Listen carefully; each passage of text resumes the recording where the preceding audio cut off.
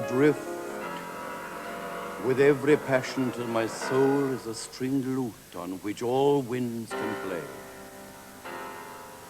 Is it for this that I have given away mine ancient wisdom and austere control?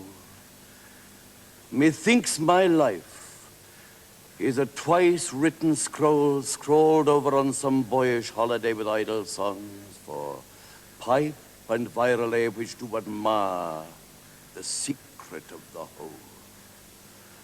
Surely there was a time I might have trod the sunlit heights, and from life's dissonance struck one clear chord to reach the ears of God.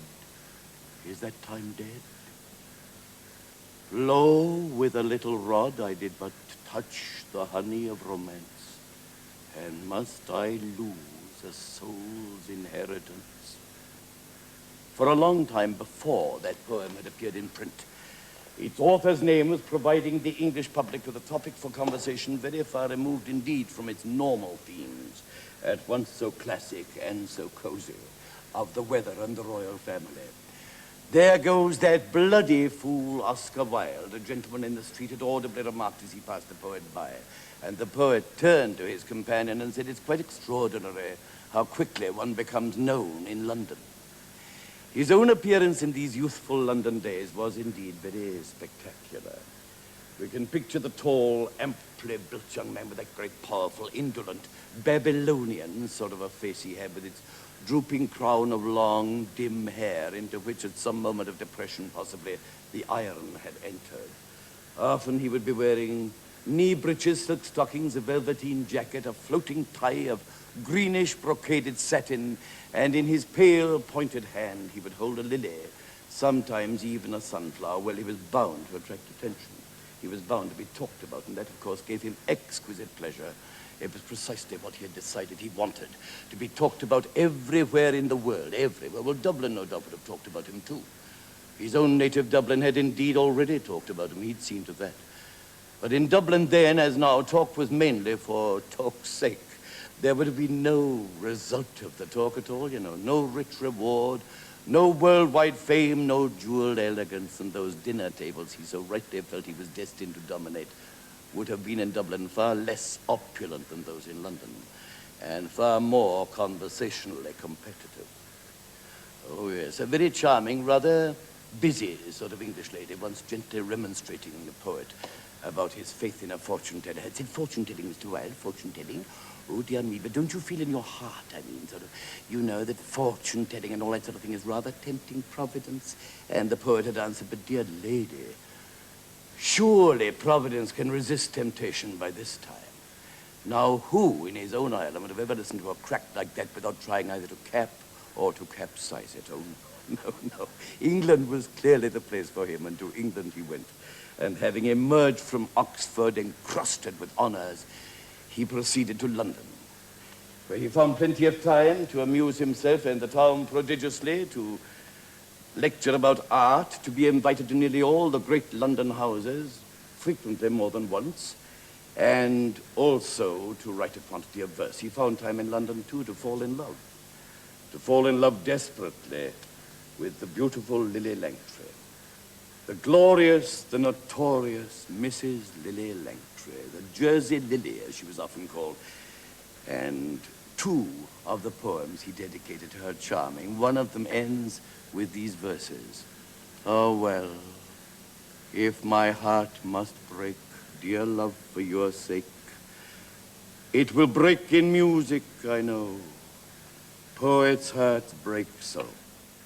But strange that I was not told that the brain could hold in one tiny ivory cell God's heaven and hell." Was it prophetic, that last verse? I often wonder. However, he did recover, one must say, with remarkable rapidity from the heart that Lily Langtry had broken, and he journeyed most cheerfully to America to lecture there on art and aesthetics. Now, he was at this time 28 years of age, and having expressed a faint disapproval of the Atlantic Ocean. Disappointing, he decided. The Atlantic is not nearly as majestic or even quite as large as I had expected, and having so told some New York customs official on arrival that he had nothing at all to declare except his genius. Having said these pretty modest things, he proceeded to give to his American public everything in the world he felt they might expect from him, and probably he gave them a little bit more too. Now, here are some of his impressions of the more remote parts of Colorado in the early 1880s. While I was lecturing at Denver Wild Rights, I received a message to say that if I went on to Leadville, as I proposed to do, the harsher spirits in that wild mining town would be sure to shoot me or my traveling manager. I at once wrote and told them that nothing they could possibly do to my traveling manager would intimidate me. And I went. It was a gloomy, jolting journey on a gloomy, wet day, 150 miles through the Rocky Mountains, and one arrived at last at a cheerless, snow-covered station. At my lecture on that very first night, while it continues, there was a baby present in the audience, a baby. And when I said, there is no more beautiful way of appreciating nature than through art, the baby burst into tears. I said, I do wish the youthful enthusiast there would restrain its raptures, and everything was silent again. Now, the rest of my audience, while it continues, was composed chiefly of miners, silver miners, whose huge hats, scarlet shirts, and high-top boots rather reminded me of 17th century cavaliers. Indeed, they were the only really well-dressed men I'd seen since arriving in the United States. And there they sat, rows and rows of them, enormous, powerfully built fellows, silent as the grave, their eyes watchful, their brawny arms folded over their muscular chests, a loaded gun on each swelling thigh. I spoke to these delightful fellows about the earlier Florentine schools of painting. And they slept. They slept as peacefully as if no crime had ever stained the ravines of their wild mountain home. I described to them the pictures of Botticelli, and the very name, I dare say, sounded to them like some newly invented drink. Anyway, it did arouse them from their dream. So I then read to them certain chapters of the autobiography of the great Florentine genius and adventurer Benvenuto Cellini. And he delighted them all so much that they demanded as one man why the hell I hadn't brought him with me. Well, I explained, of course I had to explain, that Benvenuto Cellini had been dead for quite a while. And this elicited the immediate question, who shot him? Well, when my lecture was over, while it continues, they invited me to supper, and having accepted that invitation, I had to go down the mine in a rickety bucket, in which it was utterly impossible even for me to be graceful. At the bottom of the mine, we sat down to the banquet, the first course of which was whiskey, the second course whiskey, and the third course whiskey.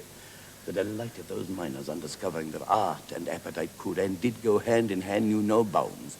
When I lit a long black cigar and quaffed a couple of fiery cocktails without flinching, they cheered me until the silver fell down in glittering dust from the roof onto our table. And incidentally, do you know, Oscar Wilde, they say, drank those rough fellas under that very table on that very night. No? Yes, and many other rough people under many other tables on many other rough nights, too. In fact, he had a marvelous time all over the States.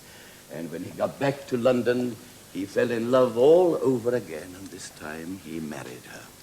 He married a gentle and very beautiful young Irish girl called Constance Mary Lloyd.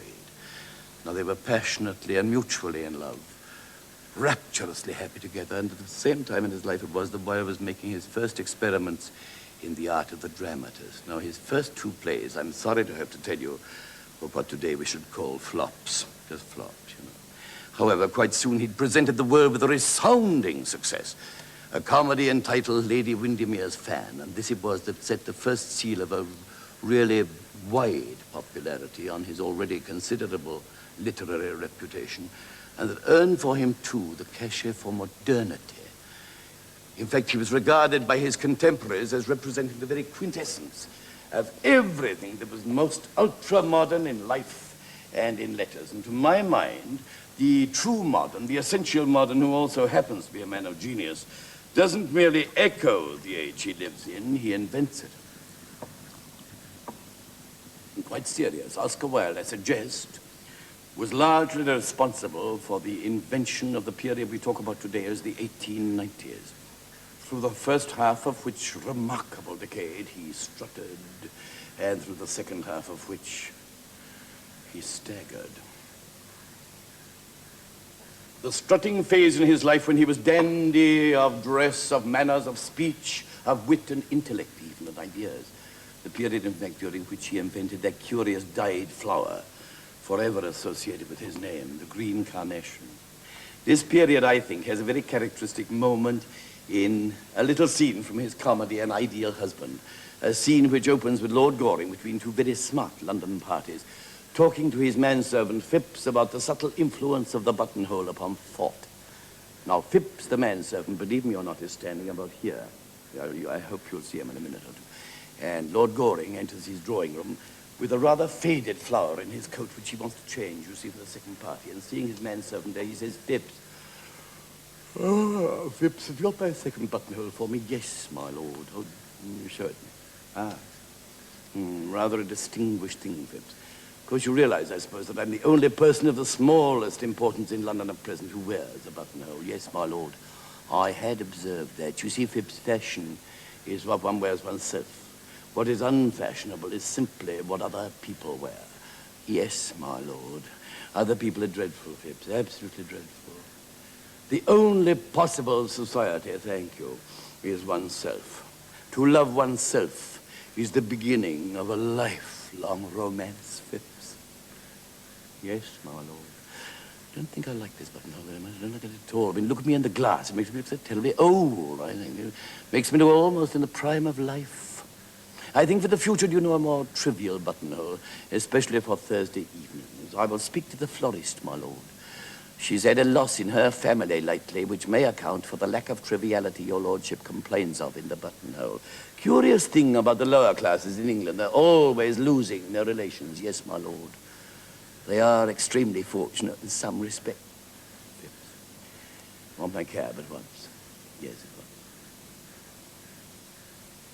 Oh, and by the way, Phipps, if anybody calls, I'm not at home. You do understand, don't you? Thank you, that will do. Phipps's views on family life seem somewhat lax. Really, if our own servants can't set us a good moral example, what on earth is the use of servants? Lord Cavendish, my lord. Good heavens. Now, why must one's parents always call in to see one at the wrong moment? Some ghastly mistake in nature, I suppose. Delighted to see you, my dear father.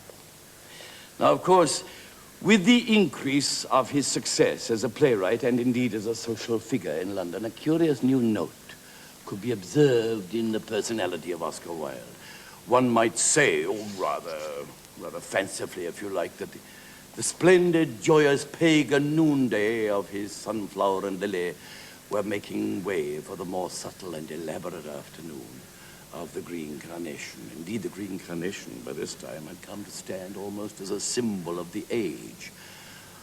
And it represented, I feel, a mood rather than a movement in art or letters. A mood that was at once voluptuous, bizarre, deeply colored, languorous, amoral, witty, and deliberately artificial. Some people loved it all, a sort of open revolt against Victorian prudery. Other people found in the green carnation and everything it signified something faintly sinister. But whether people approved of it or not, nobody questioned for a single moment who was the high priest of the cult of the green carnation. And one of his poems, written a little before he had invented what he called that magnificent flower, nevertheless does show its many caprices in a certain strange, macabre light. We loitered down the moonlit street. We caught the tread of dancing feet and stopped beneath the harlot's house. Inside, above the din and fray, we heard the loud musicians play the Teuer's Liebesherz of Strauss. Like strange mechanical grotesques making fantastic arabesques, the shadows raced across the blind. We watched the ghostly dancers spin to sound of horn and violin like black leaves wheeling in the wind. Sometimes a clockwork puppet pressed a phantom lover to her breast. Sometimes they seemed to try to sing. Sometimes a horrible marionette came out and smoked its cigarette upon the steps like a live thing. Then, turning to my love, I said, "The dead are dancing with the dead. The dust is whirling with the dust. But she heard the violin and left my side and entered in.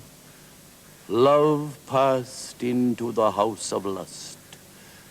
Then suddenly the tune went false. The dancers wearied of the waltz. The shadows ceased to wheel and whirl. And down the long and silent street, the dawn, with silver-sandaled feet, crept like a frightened girl. The same curious mood is seen perhaps at its height in his one and only novel, a work of art which, however, earned nothing for him at all except a unanimous abuse of all the critics. For one thing, they decided together that it was unwholesome, you see. Now, we mustn't forget for a moment that unwholesome was a very popular adjective during the 1890s. In those days, everything you didn't approve of, you said it was unwholesome, sir, and you snorted. If, on the other hand, you were the sort of person who did approve of that sort of thing, you probably said it was deliciously, decidiously exotic. And you breathed through your nose and gazed at the ceiling, so you see people haven't changed a bit, really. However, to the novel.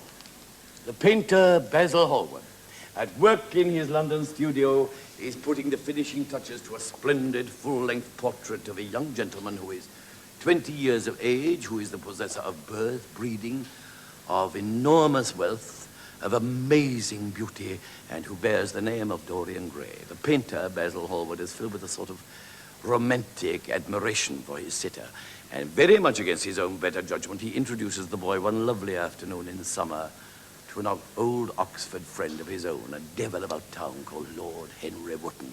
Now, Lord Henry Wotton, I may tell you, is simply Mephistopheles in Faust. That's who he is, plain as a pikestaff.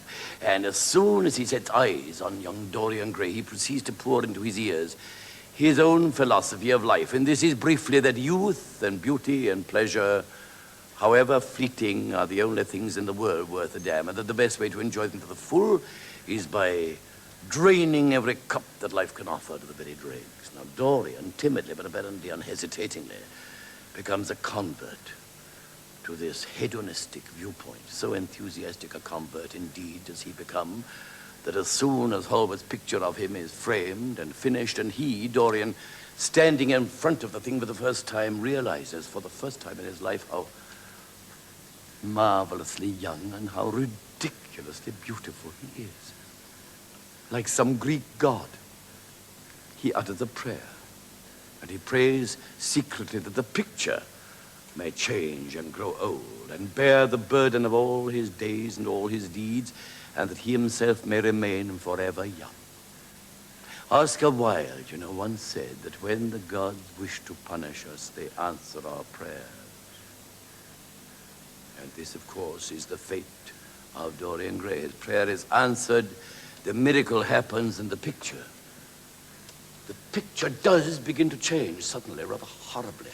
Gradually it changes. And Dorian Gray, fascinated by the horror that is creeping slowly across the painted canvas, has the thing stored away in an attic at the top of his house in Grosvenor Square in London. An attic to which he alone has the keys. And then, largely under the influence of a fascinating but wicked book, French, of course, given to him at the right moment by Lord Henry Wotton, of course, chiefly under this evil influence, Dorian Gray begins to lead a life of the most reprehensible, though on the whole, unspecified pleasures. He burns, indeed, continually with the spirit of pleasure, passing from one strange, erotic vice to another. And yet, in spite of the passing of many, many years and of the really dreadful life that he's leading, Dorian Gray goes on looking like some blameless 19-year-old Narcissus. The same, alas, cannot be said about the picture, which all alone in its locked-up attic, with an occasional visit from Dorian himself to see how it's getting on.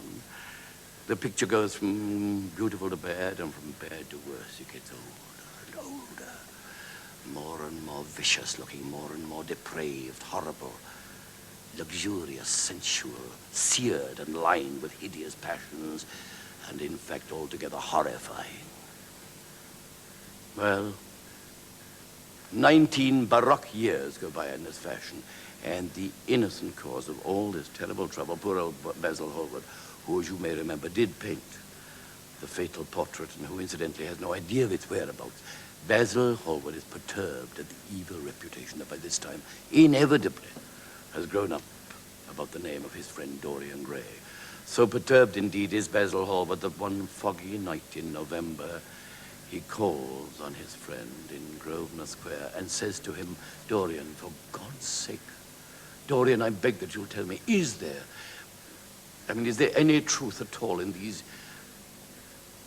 hideous rumors that are circulating about you everywhere? Dorian Gray is furious with Hallward about this interview. He considers it an impertinent and vulgar piece of cross-examination. And suddenly, to his good friend, Basil Hallward, he says, very well, Basil, very well, very well. As you seem so extraordinarily anxious to know all about my life and to probe into the secrets of my very soul, I suppose really you should know everything, the truth. Yes, you might as well. Come upstairs with me. I keep a diary of my life, you see, from day to day, and it never leaves the room in which I write it. Never. Come with me, Basil. You've prated long enough tonight about corruption. Well, now you can look at corruption. You can look at it face to face. And he takes up a lamp and guides the bewildered Hallward up the stairs. And as he's unlocking the now heavily barred door of the secret attic, he turns once more to his friend and says, yes. As a matter of fact, Basil, you of all men in the world have a perfect right to know everything about me, everything. You've had far more influence over my life than you seem to imagine. So come in and look at your handiwork. The two men pass into the attic together, and Hallward sees to his utter bewilderment that he's in a poorly furnished room, dim with dust and cobwebs, and hanging there on the wall, there's a full-length portrait of a stooping elderly man with a face and the eyes and the mouth of a satyr. Gradually, of course, the truth dawns upon him. It is indeed the portrait of Dorian Gray, which he himself had painted nearly 20 years ago, and filled with disgust, with horror, he turns furiously on the golden-haired young Apollo, who stands smiling by his side and says, my God, Dorian, oh my God. If this is true, if it can be true, and this is what you're doing with your life. The quarrel between the two friends grows up like a flame, and quite suddenly Dorian Gray, in an access of ungovernable rage and loathing of this man he feels has ruined his life, snatches up a knife, and rushing suddenly upon Hallward from behind where he sat at the table, Dorian Gray dug the knife into the great vein that is behind the ear, crushing the man's head down on the table and stabbing him again and again and again. The hideous sound of somebody choking with blood. Dorian Gray stabbed him twice more in the neck. Now there was no sound. No sound and no movement. He was dead. And yet, had it not been for that red, jagged rent at the back of his neck and the black clotted pool that was slowly brimming over the table's edge, one might have thought he was simply asleep. Basil Hallward. Oh, well. He was nothing now but a dreadful white wax image stained with blood. His eye fell upon the portrait. Portrait. What was that crimson dew that spotted the right hand there? It was blood oozing from the painted canvas.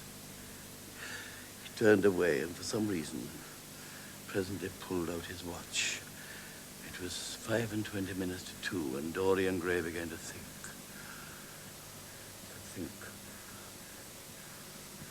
To think! Oh, well, Dorian Gray, with the aid of a scientific friend whom he blackmails that he may help him in this work, disposes by fire of the body of Basil Hallward, the artist, and the good friend he has murdered, and then in complete safety, for indeed his alibis were perfect, he continues to lead his evil life. But after a while, inevitably it palls on him. Gradually, the image of utter decay and corruption at work in his soul rises like a phantom and looks at him. And then suddenly one day, his tortured imagination is purified by a new thought. A very simple sort of thought, a form of resolution, a dream for the future. And filled with the freshness and the beauty that this new hope in life seems to offer him, Dorian finds himself one lovely night in summer, about 6 months after the murder of Basil Hallward, dining alone with his old friend Lord Henry Wotton in Lord Henry's house. And as dinner draws towards its close, he confides to his friend his hopes and resolutions about the future. Now, there's no use your telling me you're going to be good, my dear Dorian, cried Lord Henry, laughing. You're quite perfect as it is, my dear boy. Pray, don't change. No, Harry, no, you see, you can't understand. I've done so much evil in my life, so much, and I'm not going to do any more. That's all. It's quite simple. I told you, it's a form of resolution, really. No, Harry, please. No, listen, if you're going to laugh at me, Harry, I want to talk about something else. Please, I insist. Tell me all about yourself.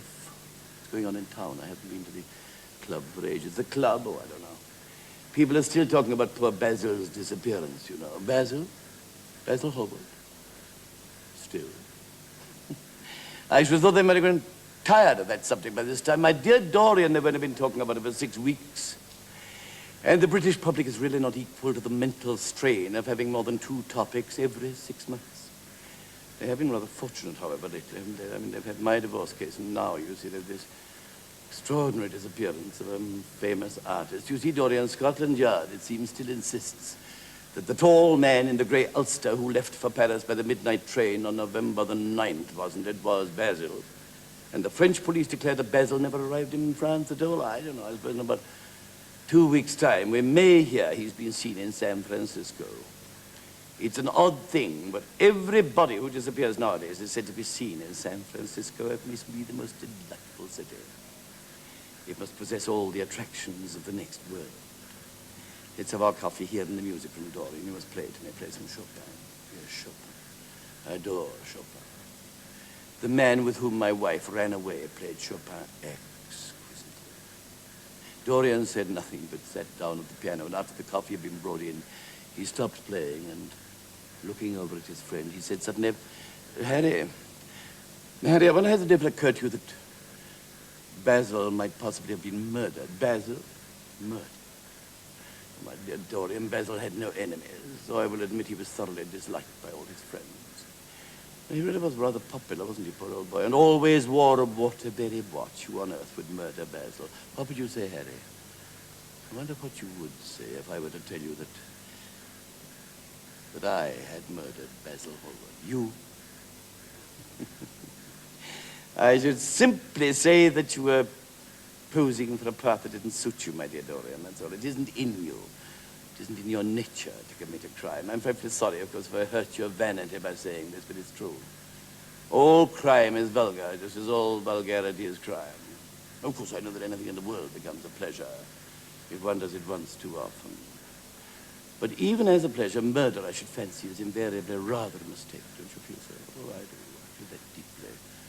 One should never do anything one can't talk about after dinner. Now, let's pass from poor Basil. Why don't you play me something by Chopin again? A nocturne. Yes, a nocturne. And then, as you play, Dorian, tell me in a low voice the real secret of how you've kept your youth. I'm just terrified, my dear, but you obviously have a secret. You really are very wonderful, Dorian, very wonderful.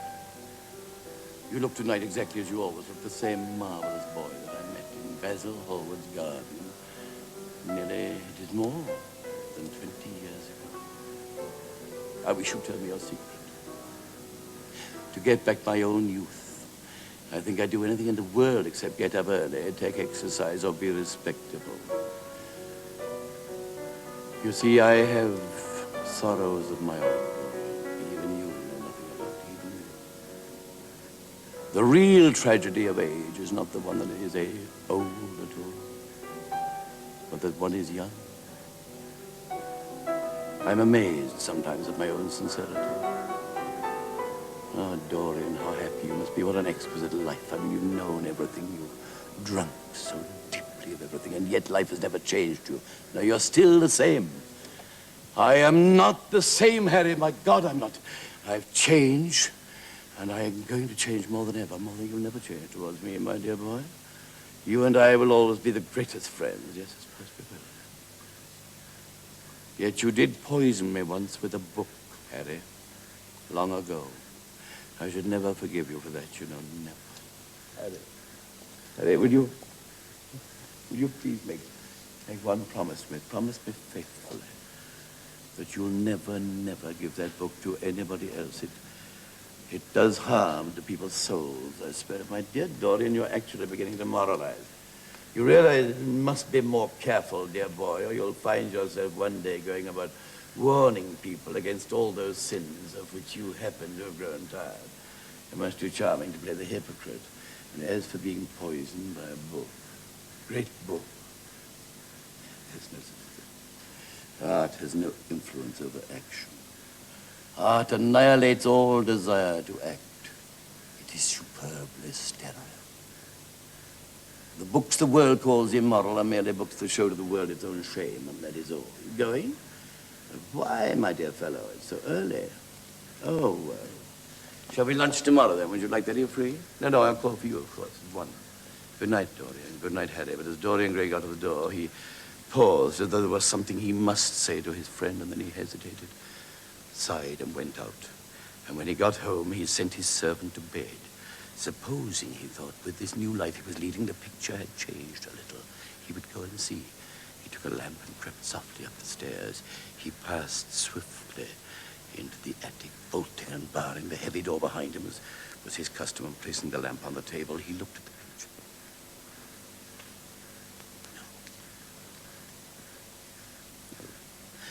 No change. No change at all, except that in the eyes, yes, it was, in the eyes, there was a new and horrifying expression of, what was it? Cunning, craftiness, yes.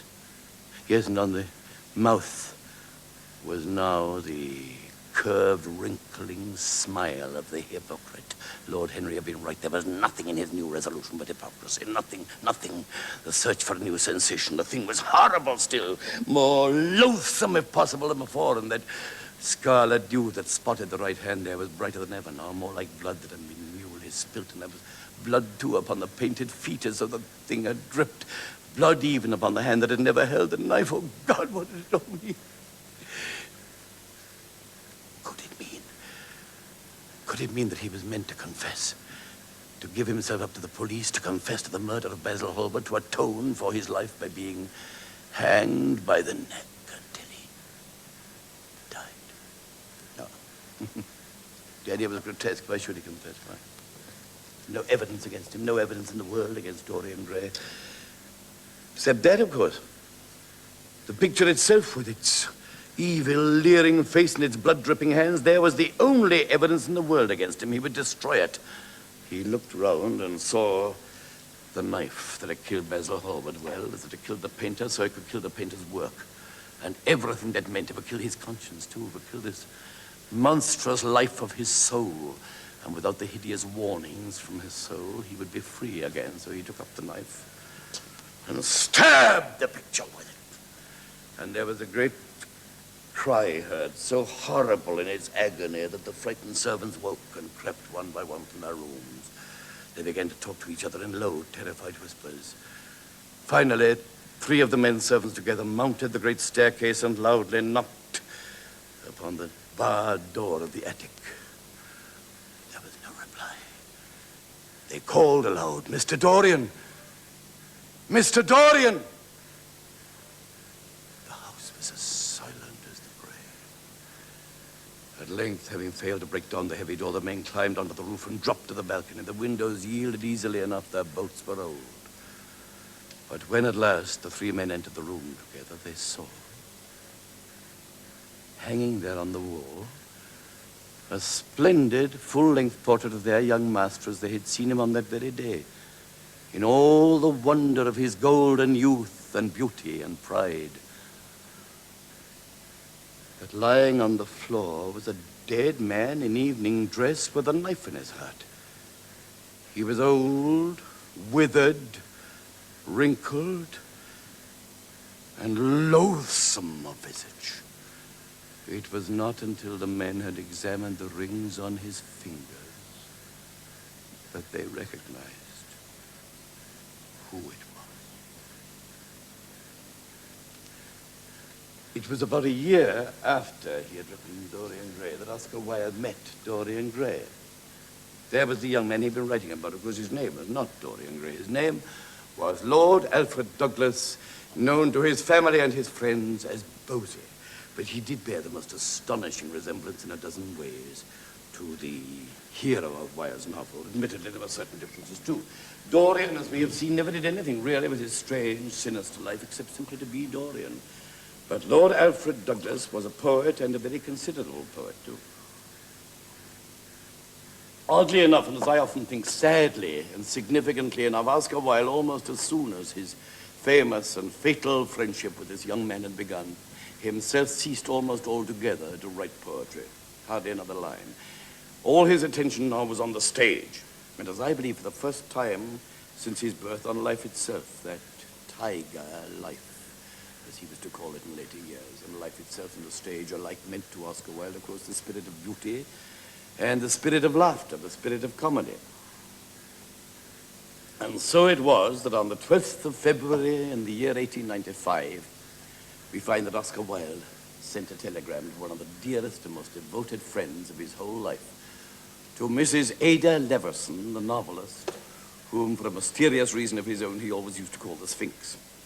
And here is the telegram: Dear Sphinx, can you possibly come theatre tonight, 7:45? Dress rehearsal without scenery. Bring Robbie or somebody with you. Have secured small box for you for opening night. Love, Oscar. Now, the opening night in question was to be the opening night of that new comedy of his own, about which he himself felt so secure, so certain, that when during the rehearsal some newspaper man asked him did he think it was going to be a success, he had answered, but it is already the most enormous success.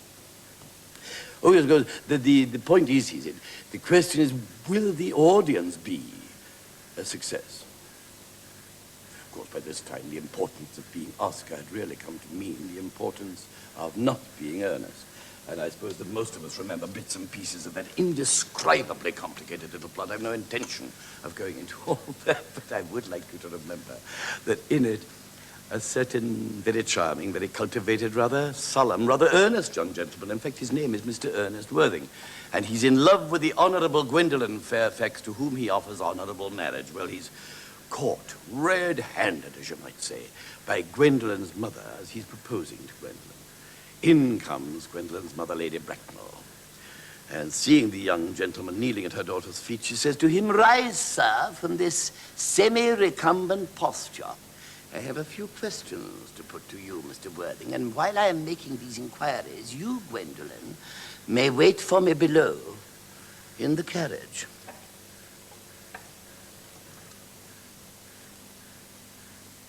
The carriage, Gwendolen. Gwendolen, the carriage. You may take a seat, Mr. Worthing. Thank you, Lady Bracknell. I prefer standing.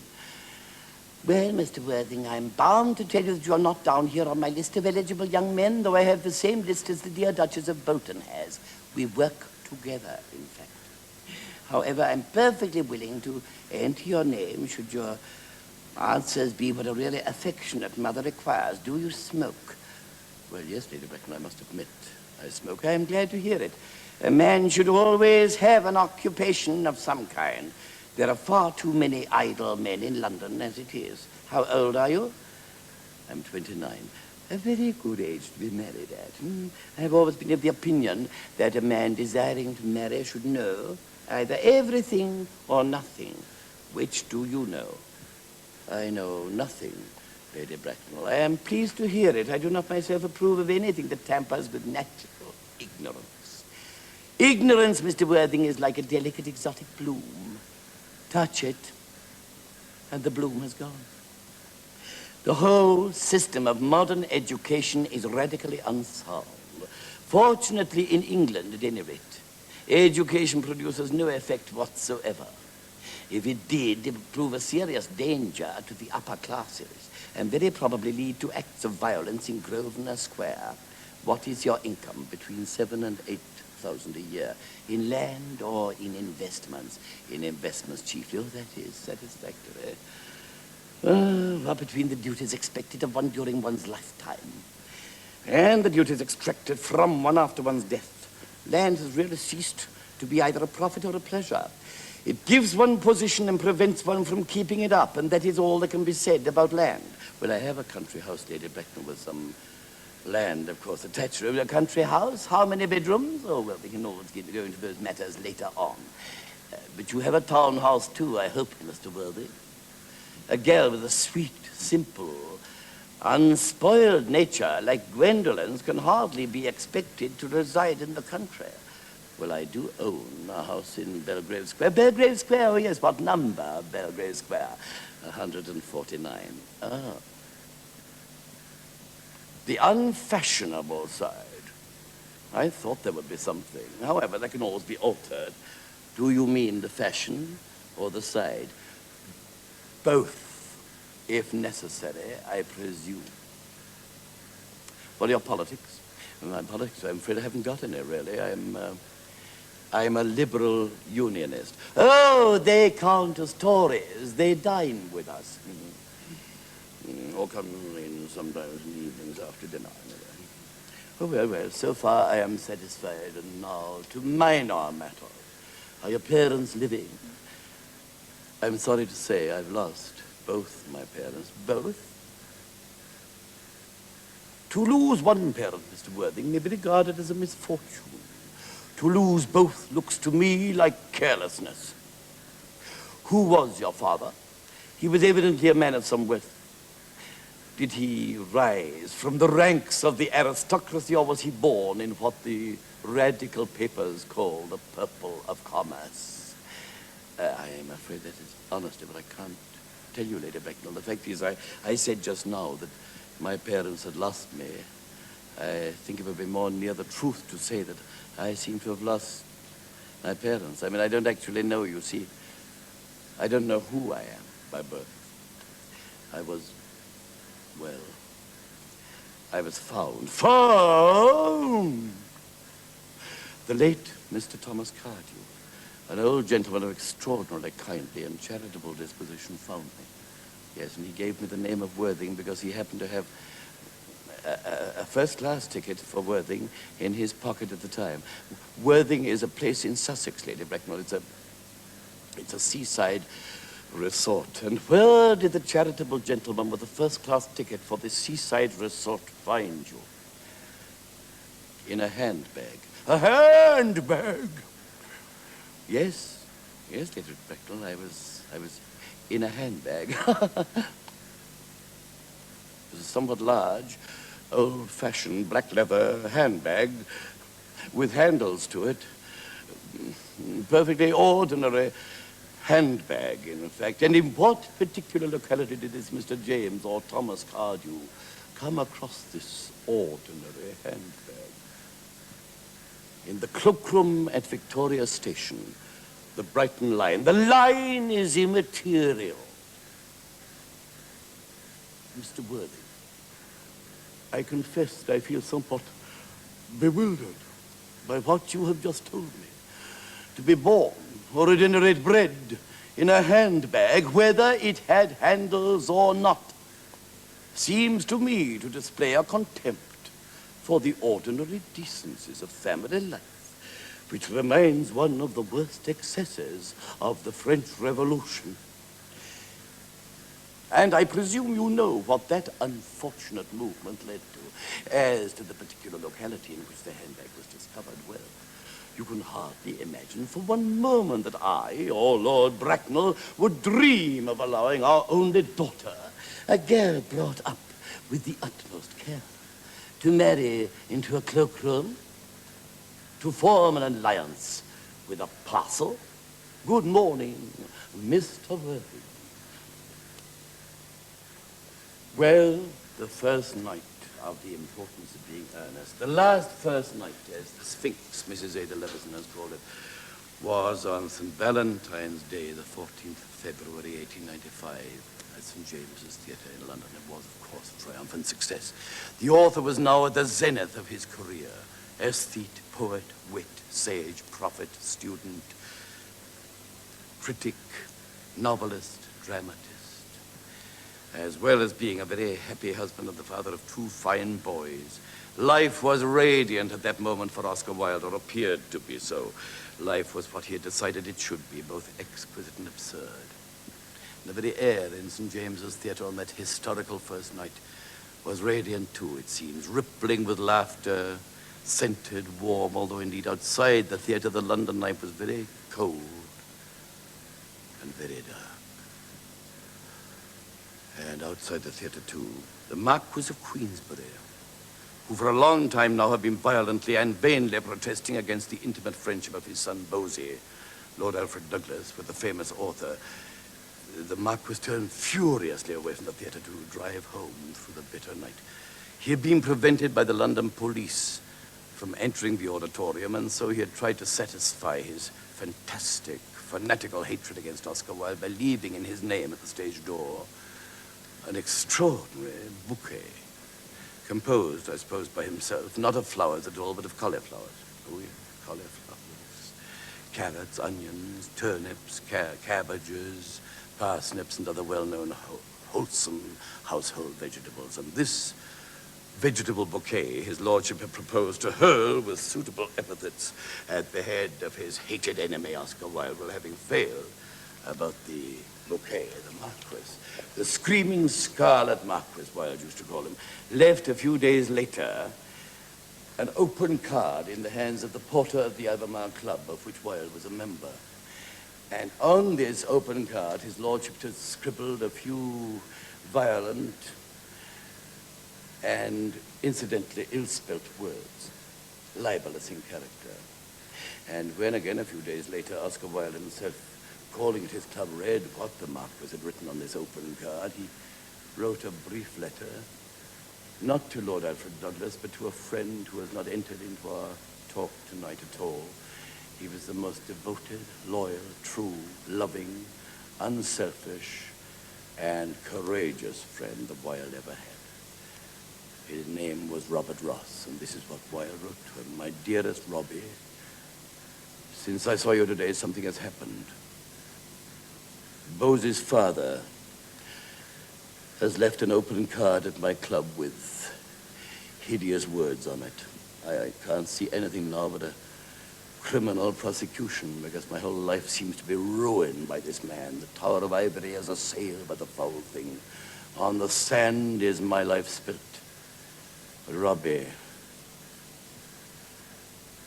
I don't know what to do. If you possibly can come here at about 11:30 tonight, I beg that you will do so. I know that I mar your life by trespassing on your love and your kindness. I have asked Bosie to come here tomorrow. Try to come tonight, Robbie. Yours ever, Oscar.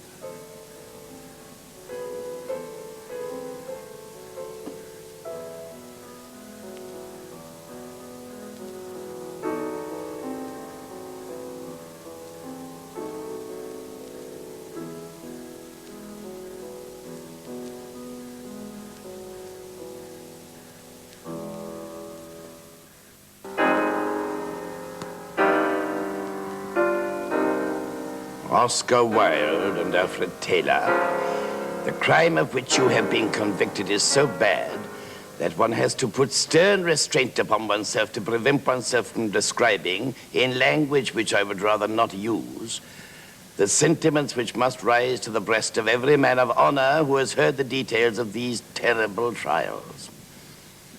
It is no use for me to address you. People who can do these things must be dead to all sense of shame, and one cannot hope to produce any effect on them. It is the worst case that I have ever tried. That you, Wilde, have been the center of a circle of extensive corruption of the most hideous kind amongst young men, it is impossible to doubt. I shall, under the circumstances, be expected to pass the severest sentence that the law of England allows. In my judgment, it is wholly inadequate in such a case as yours. The sentence of the court is that each of you be imprisoned and put to hard labor for 2 years. There was a brief silence with some odd cries of shame, shame. And suddenly Oscar Wilde cried out, and I, "May I say nothing, my lord?" Mr. Justice Wills, in reply, flapped an impatient hand at the warders who hurried the 2 prisoners, the poet and the pimp, out of sight. Out of sight and out of mind, and outside the Old Bailey on the paving stones of Fleet Street, London, prosperous citizens and public prostitutes danced together in virtuous triumph. The 90s of the Green Carnation were dead and done for forever. The mood of the Yellow Book was destined to make way for the reign of the Yellow Press. And yet one cannot help wondering, if Oscar Wilde had been allowed to speak at that moment, what would have happened? Would he possibly have delivered a speech comparable to the speech of Robert Emmet from the dock? A speech that, quite independently of his own fate, might have revealed to the world the strange and uniquely Anglo-Saxon attitude of the law that had condemned him. It's impossible, of course, for us to know. Only one thing seems quite certain. We all feel, I think, that it is time today not to forget the shame or the scandal that surrounded Oscar Wilde's name, but to place them in their correct relationship with his subsequent development as an artist and as a human soul.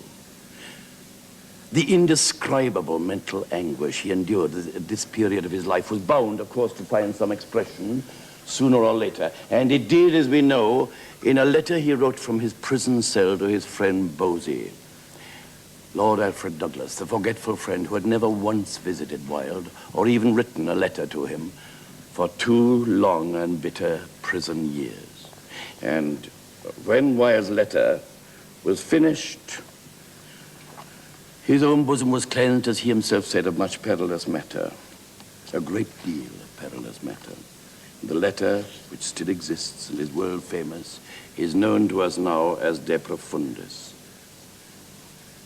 Her Majesty's Prison, Reading, dear Bosie, after long and fruitless waiting, I've determined to write to you myself, as much for your sake as for mine, as I would not like to think that I'd passed through 2 long years of imprisonment without ever having received a single line from you, or any news or any message even, except such as gave me pain. Our ill-fated and most lamentable friendship has ended in this ruin and public infamy for me, and yet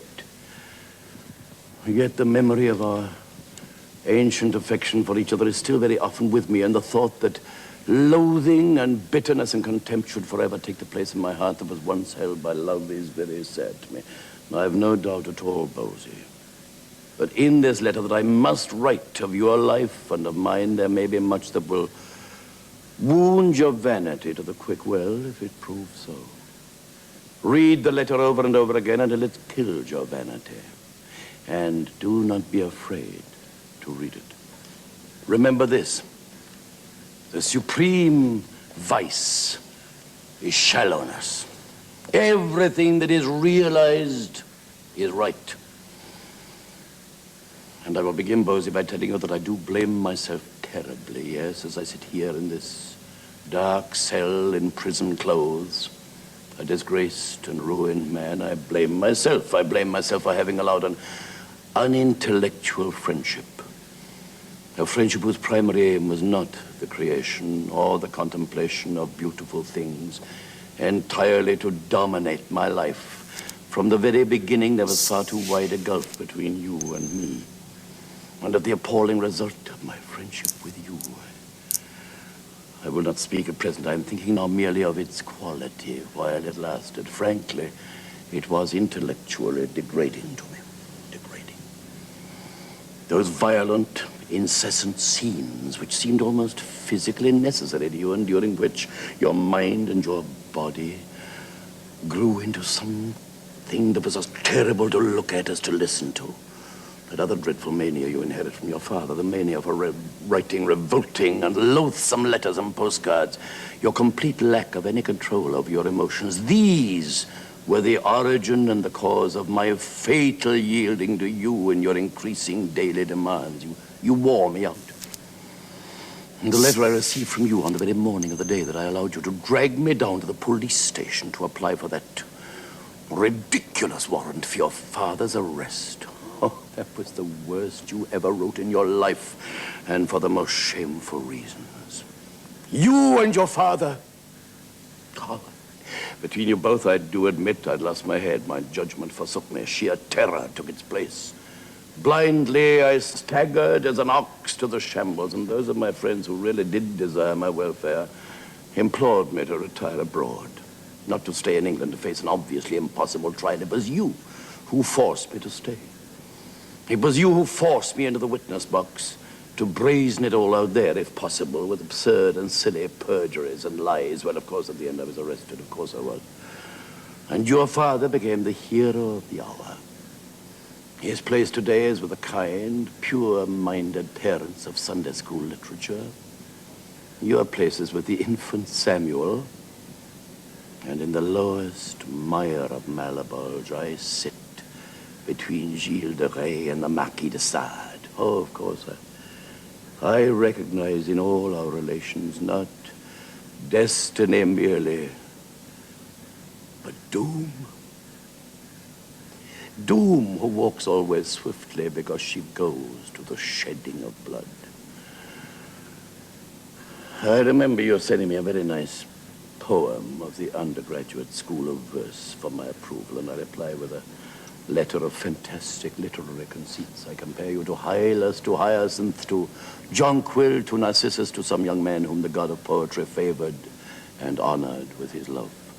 My letter to you was like a passage from one of Shakespeare's sonnets transposed to a minor key.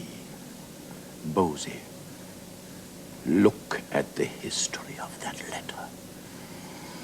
It passes from you into the hands of one of your loathsome companions of the streets, from him to a gang of blackmailers.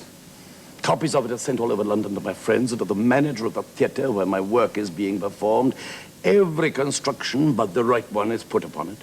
Society is thrilled with the absurd rumor that I've had to pay a huge sum of money for having written an infamous letter to you, and this forms the basis of your father's first attack on me. I produced the original letter myself in the open court to show what it really is. It is denounced by your father's counsel as being a loathsome and insidious attempt to corrupt your innocence. Your innocence. Ultimately, it forms part of a criminal charge against me. The Crown takes it up. The judge sums up on it with little learning and much morality. I go to prison for it at last. And that is the result of writing you a charming letter.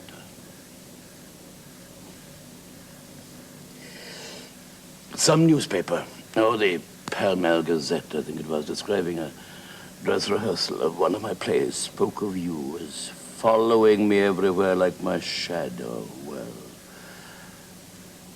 the memory of our friendship is the shadow that walks with me here.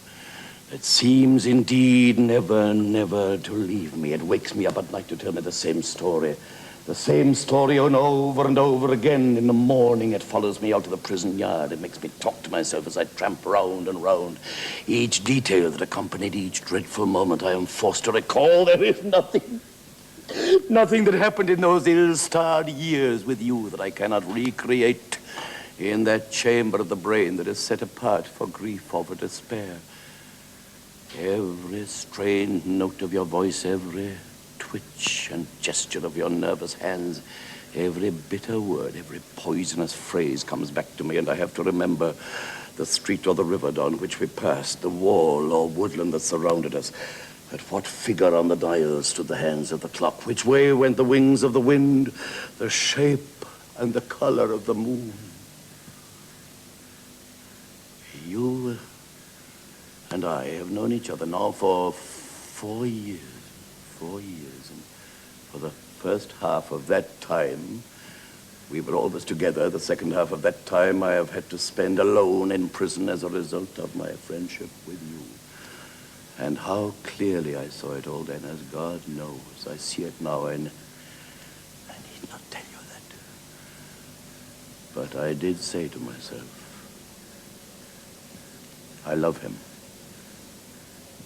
And at all costs, I must keep love in my heart, because if I go into prison without love, what will become of my soul? And those letters I sent to you at that time from Holloway, they were part of my endeavor to preserve that love as the dominant motive of my own nature. My God! I could, had I chosen, have torn you to pieces with bitter reproaches. I could have rent you with maledictions. I could have held up a mirror to you and shown you such an image of yourself that you would never have recognized it as your own until you saw it, mimicking back your gestures of horror. And then you would have known whose shape it was, and then you would have hated it and hated yourself forever. Forever. Forever. Worse. More than that, and worse than that. Worse, as you know only too well. The sins. No, let me say simply the sins of another, you will understand. The sins of another were being placed to my account. Had I chosen, I could on either trial have saved myself at the expense of that other. Oh, not from shame indeed, but certainly from imprisonment. Oh yes, had I cared to show that the crown witnesses, those three most important witnesses, have been most carefully coached by your father and by his solicitors, and not in reticences merely, but in lying assertions. In the absolute transference, deliberate, plotted, and rehearsed, of the actions and the doings of that other onto me. Had I done that, I could have walked out of that court with my tongue in my cheek and my hands in my pockets, a free man. I didn't choose to do that. And never, for one single moment, have I regretted that decision of mine. Never, no, I swear it. Not even at the most bitter hours of my whole terrible imprisonment. But, Bosie, do you really think that you are worthy of the love that I was showing you then? Or that for one single moment I thought that you were worthy? Sorrow after sorrow has come beating on these prison doors in search of me. They've opened the gates wide, they've let them all in. Hardly, if at all, have my friends been allowed to see me here. My enemies, they've been allowed free access all the time. Harsh and violent and bitter letters have arrived to me lately from my wife's solicitors. I am at once taunted and threatened with complete poverty over that. I could endure that. I could steel myself now to face worse things than poverty, but now you see, my two children, my two little sons, are taken away from me by legal procedure. And that any law could decide, or could take upon itself to decide, that I am a man unfit to be with my own children. Never to see them again. Never. Something so unutterably terrible to me.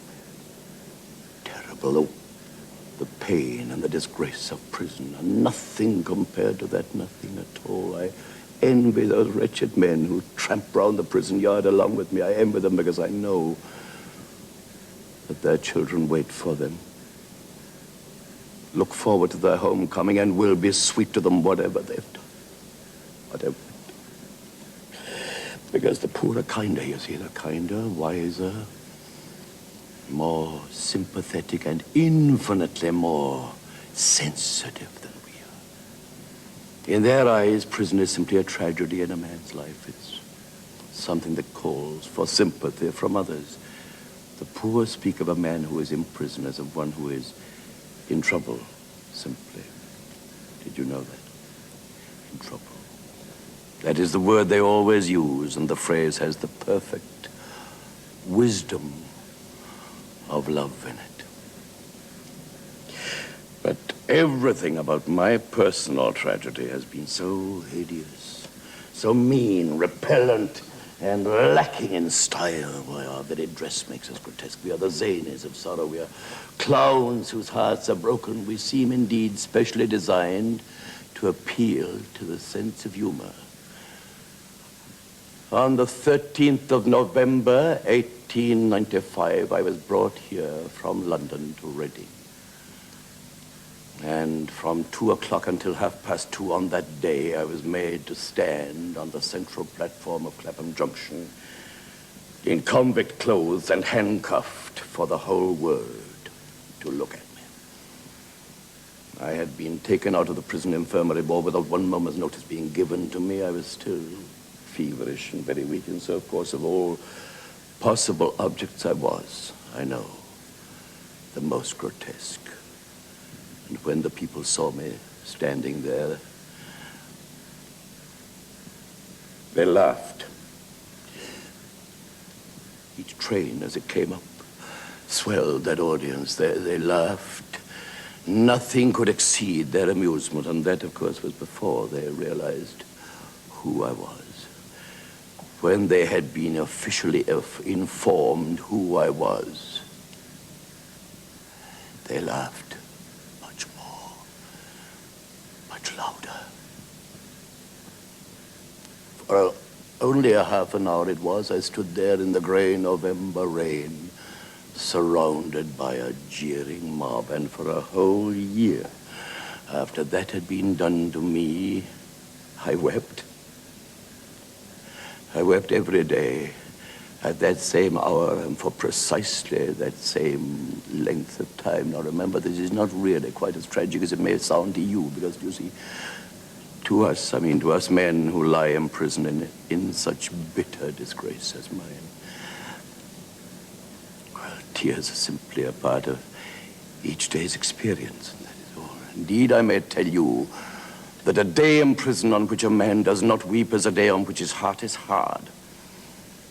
Not a day on which his heart is happy.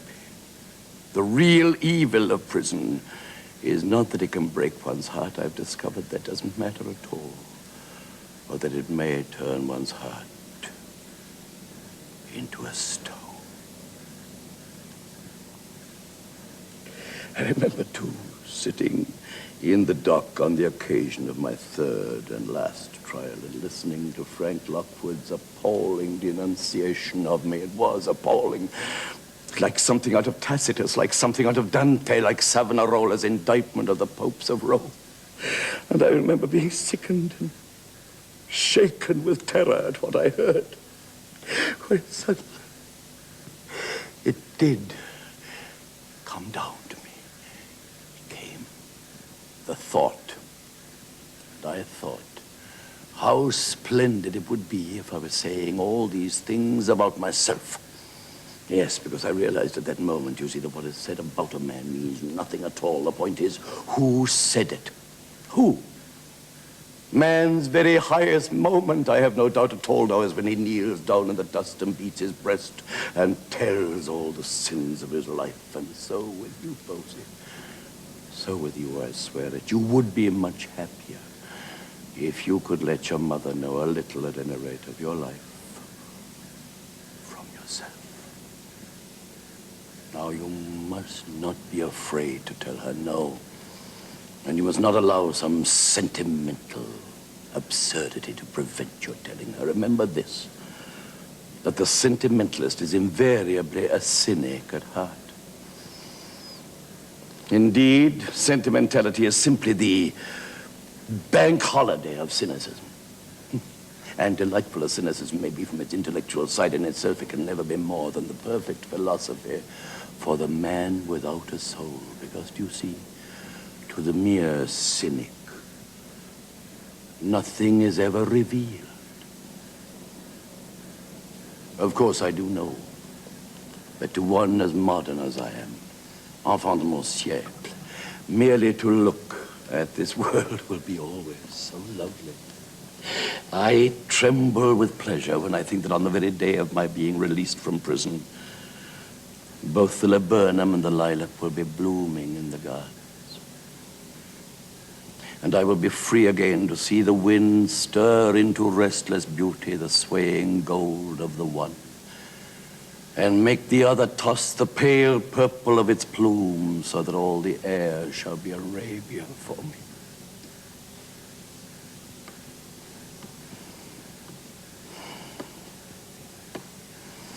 But all trials are trials for one's life, just as all sentences are sentences of death. And 3 times have I been tried, so that society, as we have constituted society, will have no place for me. Can never indeed again have any place to offer me. I know that. I know that. I know that. I seem indeed to have stepped from one moment of fame to an eternity of infamy. And I yet have to learn and realize that until the day I die, I shall be an outcast.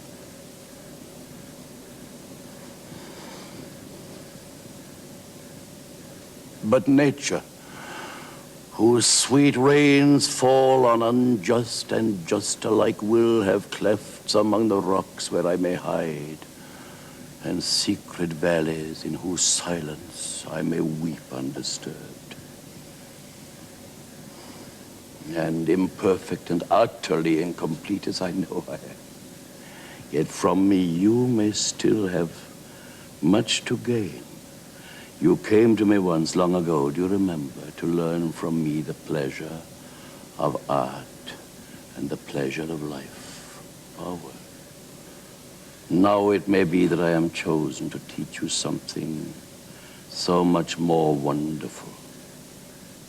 The meaning of sorrow and its beauty. Your affectionate friend, Oscar Wilde. And yet, you know, there were moments, even in the blackest hours of his prison life, in which the old, incurably blithe spirit of his humor came dancing and prancing forth once more. One of his warders, it seems, had a great taste for reading, a very kindly fellow, a Belfast man, I think, who had what is known as a literary bent. Poor Warder Martin, that's what he had. And anyway, he was very kind to Wilde, and one day in a conversation with his distinguished prisoner, Warder Martin, it seems, said, "Excuse me, Mr. Wilde, excuse me, but on the subject of literature and culture in general, Mr. Wilde, as we have been, would you tell me, please, what you think about Charles Dickens?" Well, I'd like to know, Mr. Wilde, as would Charles Dickens be considered as one of the world's really great writers, would he? Charles Dickens? But of course he would, you see, he's dead. Oh, aye. I hadn't thought about that. He's great and dead like William Shakespeare, huh? Yeah, I see what you mean, Mr. Wilde. Now, excuse me talking so much today, sir, but on the same subject, like, what about the great novelist John Strange-Winter? The novelist of the century, as he was referred to in my Sunday paper last Sunday. The novelist, oh, he must be making thousands of pounds, mind you. And what I'd like to know is, would your opinion of John Strange-Winter, like one great writer talking about another great writer, what would your own opinion be of the works of Mr. John Strange-Winter, sir? What would my opinion be of the works of John Strange-Winter? Well, dear Martin, dear friend, as you are such a passionate admirer of that most popular novelist, I'm sure it will fascinate you to learn that in reality, Mr. John Strange-Winter is a lady. Oh, yes. I assure you it's true. You didn't know? Yes, a lady, and I believe a most fascinating and charming lady too. In fact, from everything I hear, I feel quite convinced that I'd much rather spend my time talking to her than reading him. A lady? Well, you'll live and learn. That's all I can say, Mr. Wilde. You mean to tell me in point of fact that Mr. John Strange-Winter as a female, is he? My God. I know what this century is coming to, sir. Good thing it's nearly over, if you ask me. Well, now, there. Lady novelist. Oh, that reminds me now. Excuse me for detaining you, I'm sure, Mr. Wilde. But on the subject of lady novelists, like, sir, what would your opinion be about Mary Corelli? I've all her books at home, you know. I've all read 4 or 5 times. And she's called the Queen of Passion. The Queen of Passion is what she's known universally. What I'd like to know, sir, as would Mary Corelli be ranked among the great lady writers of the world, say as the sisters Brunt, There was a delicate pause, and then Wilde said very gravely, "Now remember, dear friend, dear Martin, I am not referring in any manner to the private moral life of Miss Marie Corella. I am making no criticism at all, but frankly, from the way she writes, she ought to be here instead of me." Oscar Wilde was released from prison on May the 19th, 1897, and among the friends who gathered to welcome him in the house of the Reverend and indeed the heroic Stuart Headlam was Wilde's old friend, the Sphinx, Mrs. Leverson. Mrs. Ada Leverson, there she was, the glorious Sphinx.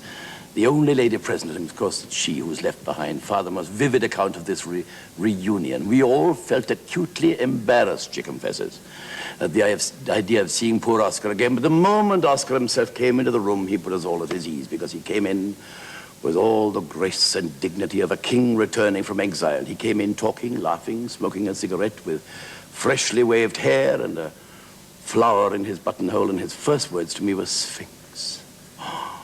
Oh, my dear Sphinx. Sphinxes are minions of the moon, and you rise at dawn to greet me. And my dear Sphinx, he continued, how brilliantly clever of you to know exactly the right sort of hat to wear at 7 o'clock in the morning to welcome an old friend who has been away.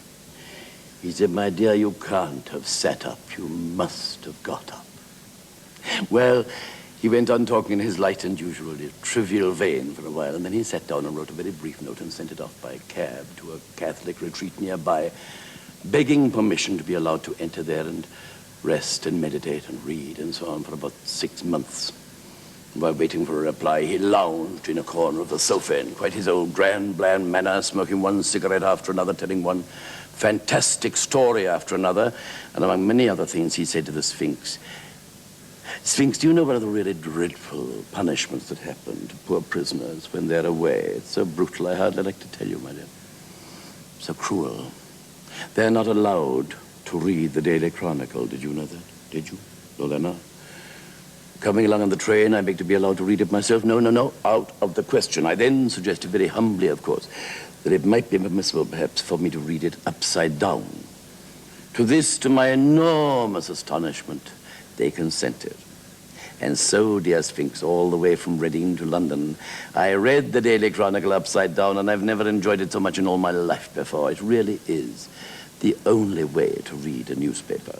Well, presently, Mrs. Leverson continues, the cabman returned with the message, the long-awaited answer.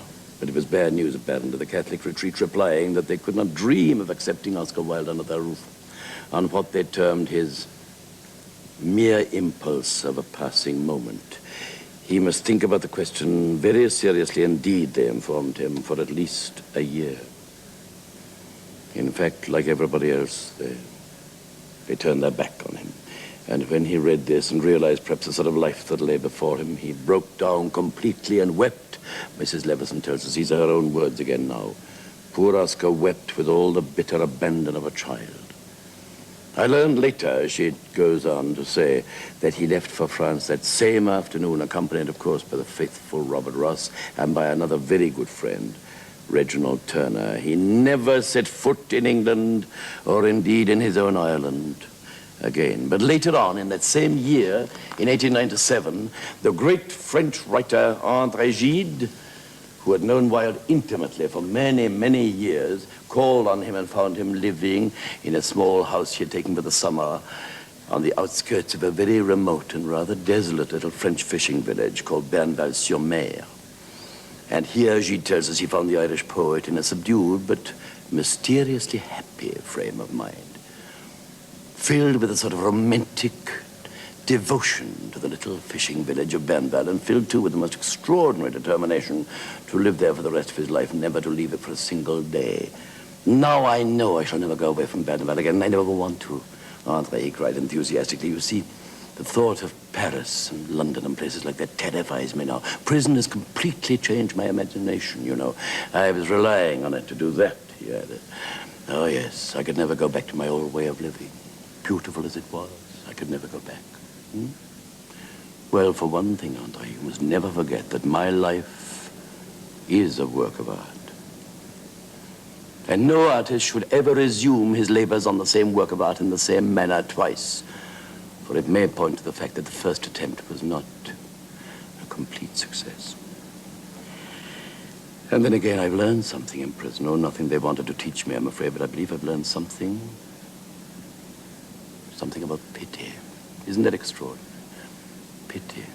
Because in my great London days, you know, the idea of pity never entered my head, never. But now, the mere existence of pity in this cold and terrible world seems to me a thing of such infinite and flame-like beauty that I thank God, and I mean that sincerely and literally, aren't I? I thank God on my knees every night and every morning for having taught me something of the meaning of pity. Even if I had to go into prison to learn it, it was well worthwhile, well worthwhile. Now, do you want to give me an enormous pleasure? Please, when you get back to Paris, will you send me a very beautiful and complete life of Francis? Well, of course, Francis of Assisi. Saint Francis of Assisi. Yes, because you see, I feel that the road that Francis discovered may be the road that I am meant to try to follow if I can. Who knows, he ended, I might do worse things with the rest of my life, you know. Now, Oscar Wilde, as we can guess, never even posed as being a particularly consistent sort of man. Consistency, indeed, far from being a virtue he admired, was once, they say, included in a little list he made of what he himself called the 7 deadly virtues. However, I personally believe myself that his mystical, lonely St. Francis period at Bernval, shall we call it his Franciscan epoch by the waves, was completely sincere and genuine as long as it lasted. The only trouble was it didn't last very long. Any more than his romantic devotion to the little village of Bernval, where he was going to spend the rest of his life, lasted very long. I shall go mad, Robbie. Stark, staring, raving mad if you or Reggie Turner or any other human creature endeavors to keep me for one day or night longer in this ghastly little hole. He was saying a little while later about Bernval. It is killing me, Robbie. Always a favorite phrase of Wilde. Killing me with boredom. And even his righteous indignation against Bosie, Lord Alfred Douglas, didn't last. And we've seen something of the violent and bitter sincerity of that from those few pages of De Profundis, but it didn't last because he went back to him. Oh, yeah. He went back to him, fatally, of course, as it turned out, but he did go back to him, rejoining him in Italy in the autumn of 1897 at Posillipo in Naples, where Lord Alfred had a villa by the sea, and it was in that very house, the Villa Giudice, that Oscar Wilde completed the great poem that was to prove his last work of literature in this world. He'd gone back now, do you see, to writing poetry. And now it was a very different and new sort of poetry for Oscar Wilde, so simple that it might have seemed to form a part of some Irish country ballad, and imbued with that sense of pity that he told André Gide he learned in jail. And he dedicated this poem, not to any of his intimate friends at all, but to an unknown English soldier. Now, I say unknown because although the two men were in the same jail at the same time, it is a definite fact that they never addressed a single word to each other. But the English soldier was hanged for the murder of his own wife on the morning of July the 7th, 1896, and Oscar Wilde, watching the man's anguish day by day, and even on the terrible morning of the execution, was filled with that curious pity he'd always felt for the guilty, more than for the innocent, because he believed that the guilty suffered much more than the innocent suffered. To this unhappy man, then, Wilde dedicated the poem that he calls The Ballad of Reading Gaol. He did not wear his scarlet coat, for blood and wine are red, and blood and wine were on his hands when they found him with the dead, the poor dead woman he had loved and murdered in her bed. He walked Among the trial men in a suit of shabby grey, a cricket cap was on his head, and his step seemed light and gay. But I never saw a man who looked so wistfully at the day. I never saw a man who looked with such a wistful eye upon that little tent of blue that prisoners call the sky, and at every drifting cloud that went with sails of silver by. I walked with other souls in pain within another ring, and was wondering if the man had done a great or little thing, when a voice behind me whispered low, "That fella's got to swing." Dear Christ, the very prison walls suddenly seemed to reel, and the sky above my head became like a cask of scorching steel. And though I was a soul in pain, my pain I could not feel. I only knew what hunted thought quickened his step, and why he looked upon the garish day with such a wistful eye. The man had killed the thing he loved, and so he had to die. Yet each man kills the thing he loves. By all, let this be heard. Some do it with a bitter look, some with a flattering word. The coward does it with a kiss, the brave man with a sword. And so the days and nights and weeks crawled by, as the poet prisoner has described, on feet of lead. And at last, the dreadful day of execution dawned. The murderer was hanged and buried. And the poet, dreaming over his last terrible resting place, sees that where his grave had opened wide, there was no grave at all. Only a stretch of mud and sand by that hideous prison wall, and a little heap of burning lime. That the man should have his pall, for he has a pall. This wretched man, such as few men may claim, deep down below a prison yard, naked for greater shame, he lies with fetters on each foot, wrapped in a sheet of flame, and all the while the burning lime eats flesh and bone away. It eats the brittle bone by night and the soft flesh by day. It eats the flesh and bone by turn, but it eats the heart always. For 3 long years they will not sow nor root nor seedling there. For 3 long years his unblessed grave must sterile be and bare, and look upon the wondering sky with unreproachful stare. They think the murderer's heart would taint each simple seed they sow. It is not true. God's kindly earth is kindlier than men know, and the red rose will but blow more red, the white rose whiter blow. Out of his mouth a red, red rose, out of his heart a white. For who can say by what strange way Christ brings his will to light, since the barren staff the pilgrim bore bloomed in the great Pope's sight? But they hanged him as a beast is hanged. They did not even toll a requiem, which might have brought rest to his startled soul. But hurriedly they took him out and hid him in a hole.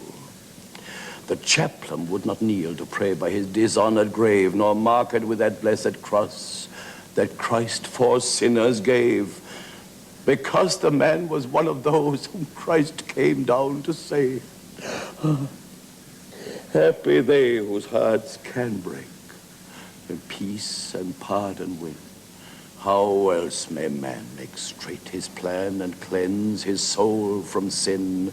How else but through a broken heart may Lord Christ enter in? In Reading jail by Reading town there is a pit of shame, and in it lies a wretched man eaten by teeth of flame.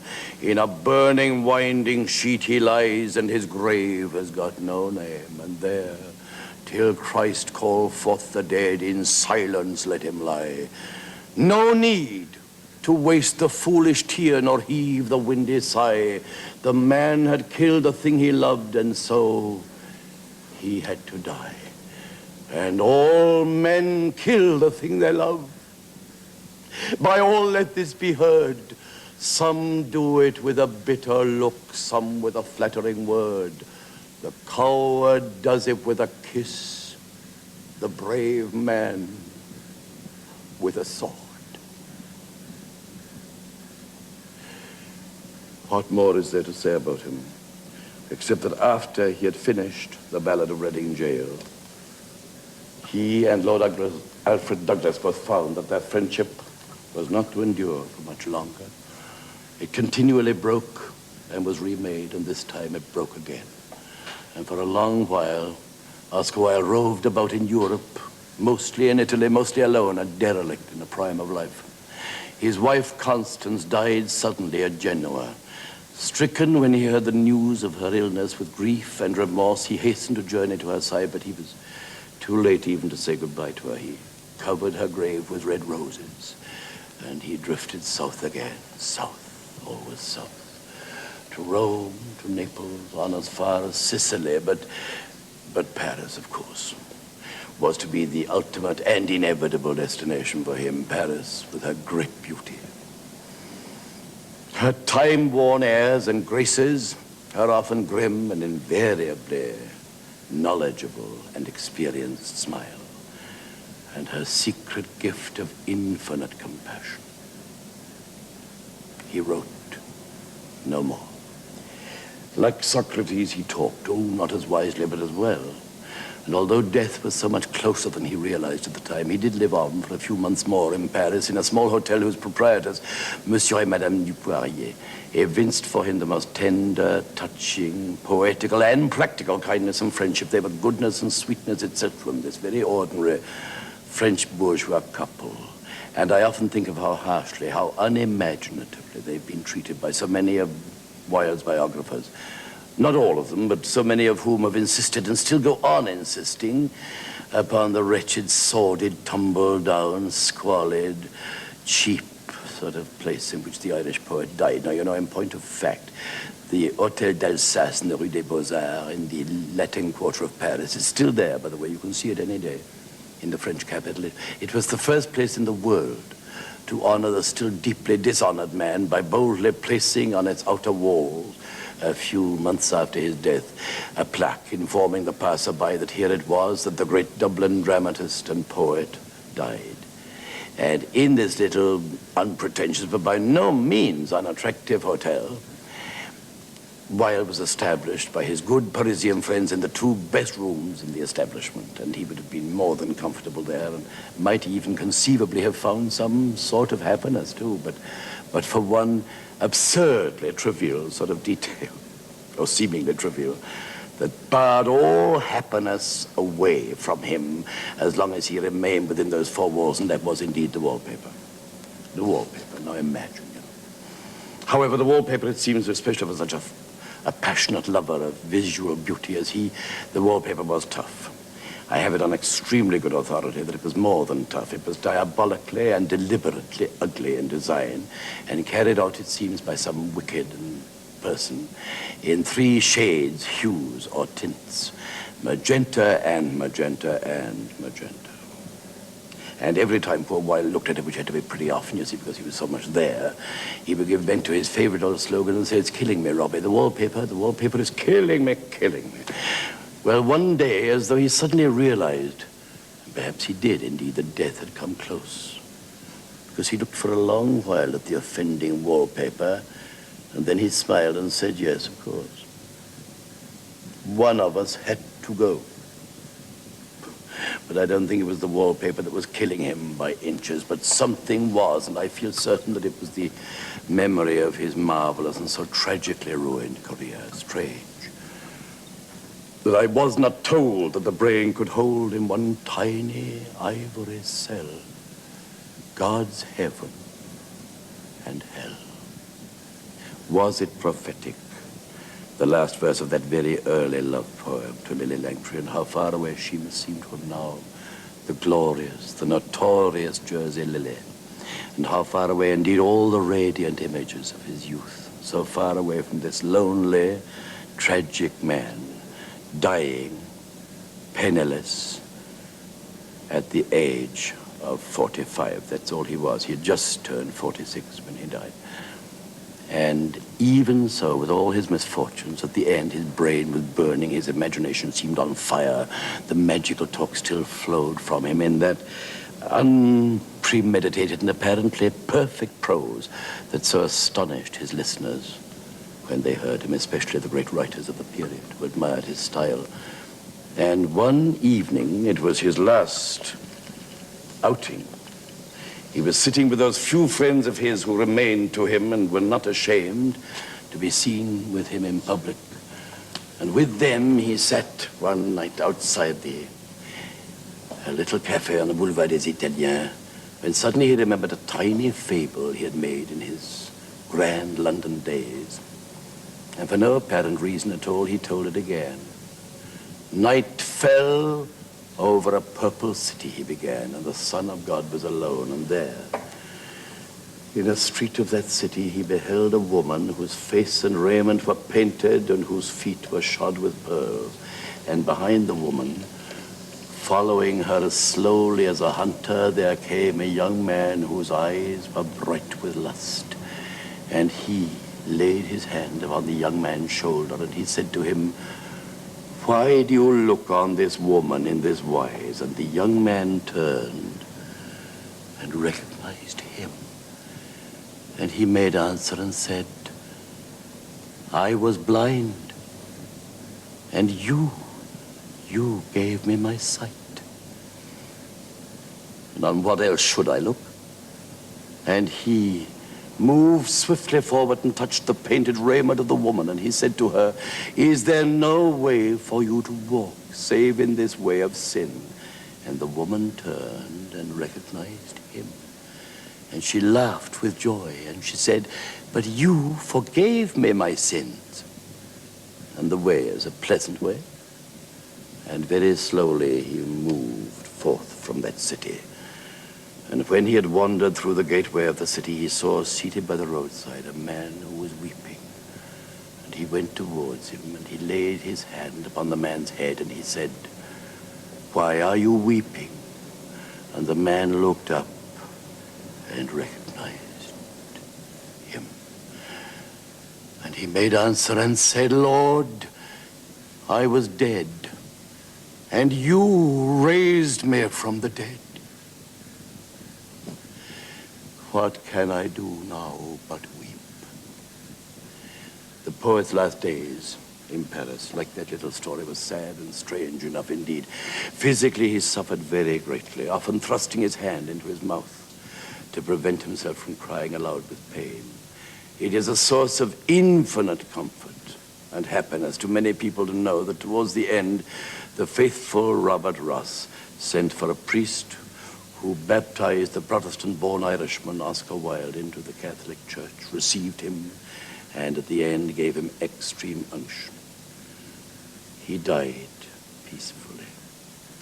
And slowly, very slowly after his death, his name, which for so long had been silent in the world of men, or was spoken there only in shameful or in bawdy whispers, began through the gradual appearance of his books, his fairy tales for children, his marvelous essays, his poems, and his plays, to sound once more like a bell in the world of art and literature. And to the very end of his life, the man retained not a little, but a great deal of all the old, willful, incorrigible, indeed incurable wit and gaiety and humor of his temperament. In fact, on the morning of the day he died, he beckoned Robert Ross to his bedside. And in a very weak whisper, he said, Robbie, please. Robbie, when the last trumpet sounds, and you and I are couched in our purple and porphyry tombs, I shall lean over towards you and whisper, the last trumpet. But Robbie, I shall add, Robbie, Dear boy, pray let us pretend we do not hear it.